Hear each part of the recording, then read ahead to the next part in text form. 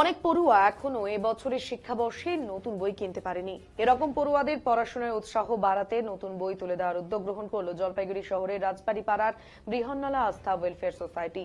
সোমবার এক কর্মসূচির মধ্য দিয়ে শহরের দেশবন্ধুনগর উচ্চ বালিকা বিদ্যালয়ে নবম শ্রেণীর 20 জন এবং দশম শ্রেণীর 10 জন ছাত্রীকে নতুন ক্লাসের সব বই তুলে দেওয়া হলো হিজড়েদের দ্বারা পরিচালিত সোসাইটির উদ্যোগে।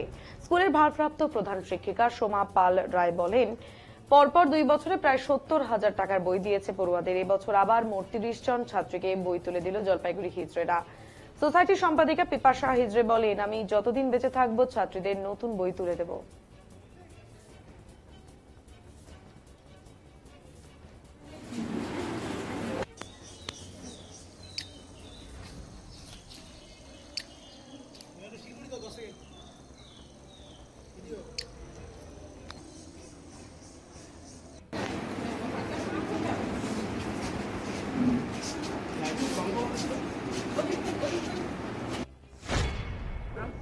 কর্মসূচি কিছুই না, যে বাচ্চাদের বই হয়নি সে বাচ্চা, আমি তো প্রথমবার যখন এসেছিলাম তখনই বলে গেছিলাম যে যতদিন আমি বেঁচে থাকব ততদিন আমি এই স্কুলের যে বাচ্চাদের বই হবে না, পোশাক হবে না, ড্রেস হবে না, আমাকে যেন জানায় যে আমি তাহলে দিয়ে যাব এসে।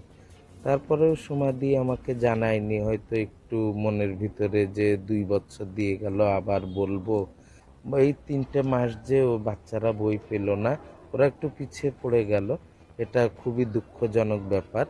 হ্যাঁ, যেহেতু কথা দিয়েছি আমি যতদিন বেঁচে থাকবো।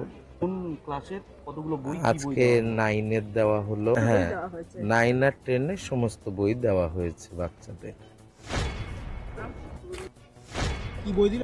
পিপাসাদি এবং তার সংস্থার থেকে আমাদের মেয়েদের জন্য বই দিয়েছে। এটা হলো তৃতীয় বছর, প্রথম দ্বিতীয় বছর দিয়েছেন এবং এত টাকার বই ওনারা দেন।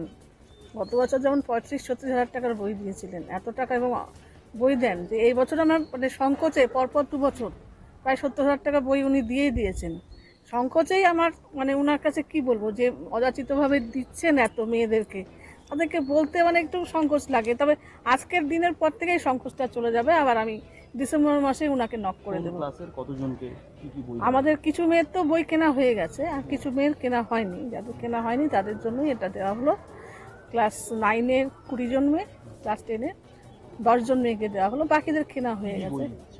সমস্ত বই, মানে বিশেষ করে গ্রামার বইগুলো দেওয়া হয়েছে, আর ইতিহাস, ভূগোল, জীবন বিজ্ঞান কি বই দিল ইত্যাদি এবং